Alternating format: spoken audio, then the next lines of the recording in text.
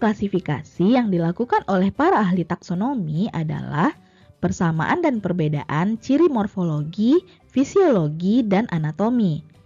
Kelompok makhluk hidup yang anggotanya hanya menunjukkan sedikit persamaan ciri dan sifat, jumlah anggotanya lebih besar dibandingkan kelompok yang mempunyai lebih banyak persamaan ciri dan sifat. Tahapan-tahapan yang dilakukan untuk mengklasifikasikan makhluk hidup adalah melakukan pengamatan terhadap makhluk hidup, mengelompokkan makhluk hidup berdasarkan ciri yang diamati, dan memberi nama makhluk hidup. Sistem klasifikasi pada makhluk hidup dibedakan menjadi 4 macam, yaitu pertama, sistem klasifikasi buatan. Disusun berdasarkan adanya satu atau sedikit persamaan ciri morfologis, alat reproduksi, habitat, dan daerah penyebarannya tanpa memperhatikan kesamaan strukturnya. Contoh, anggrek, melati, mawar, dan bunga sepatu dikelompokkan ke dalam kelompok yang sama karena memiliki warna bunga yang sama, yaitu putih. Kedua, sistem klasifikasi alami.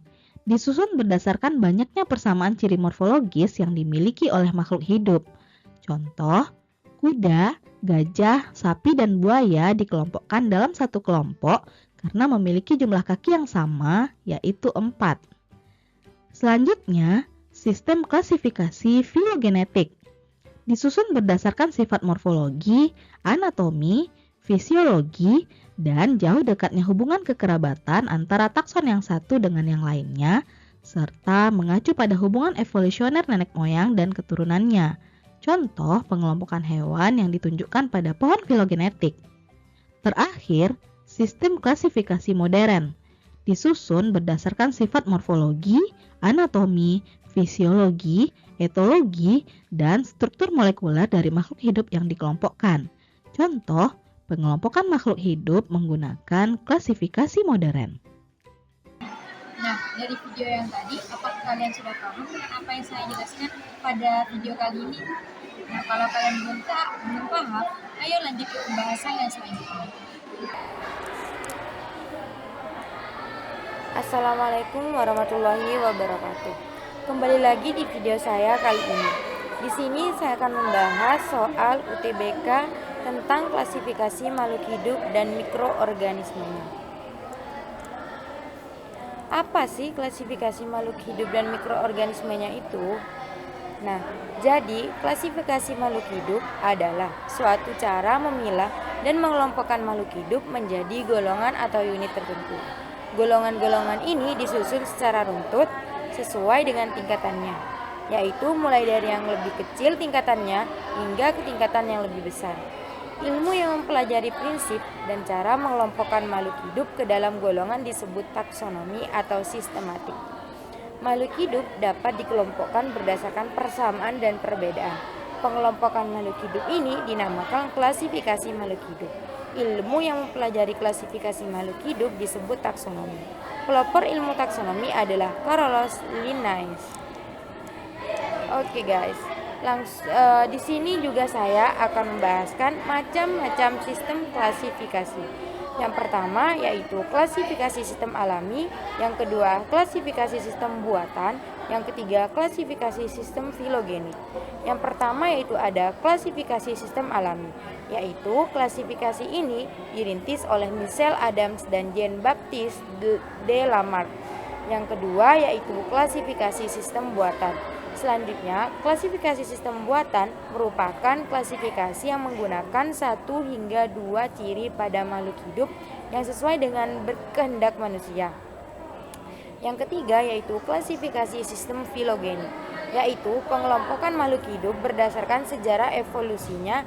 Umumnya, klasifikasi dengan sistem filogenik ini menghasilkan suatu diagram yang disebut pohon filogenik.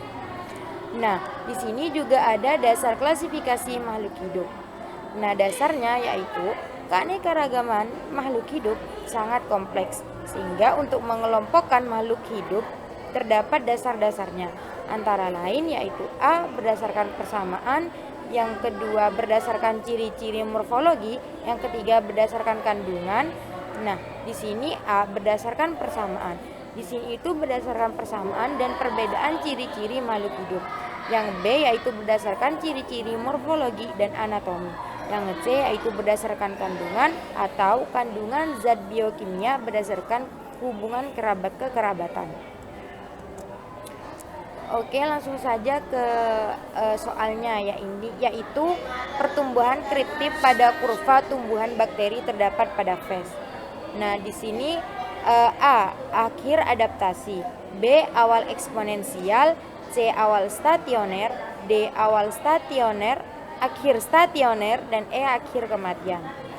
Fase pertumbuhan bakteri melalui 4 tahap, yaitu ada fase lag, ada fase logaritma, ada fase stasione, dan ada fase kematian. Nah, fase lag adalah fase penyesuaian bakteri dengan lingkungan yang baru. Durasi berlangsungnya fase ini bervariasi dan ditentukan dari komposisi media, pH, suhu, area, jumlah sel, dan sifat fisiologis. Yang kedua yaitu fase logaritma atau eksponensial ditandai dengan periode pertumbuhan yang terbilang cepat. Setiap sel dalam populasi membelah menjadi 2. Yang ketiga yaitu fase stasione. Fase stasione adalah fase ini terjadi ketika laju pertumbuhan materi sama dengan kematian, sehingga jumlah populasi organisme ini akan tetap keseimbangan ini akan terjadi karena adanya pengurangan derajat, pembelahan sel, kadar nutrisi yang tidak cukup, dan akumulasi produk yang beracun bagi sel sehingga mengganggu proses pembelahan. Fase kematian yang terakhir yaitu fase kematian.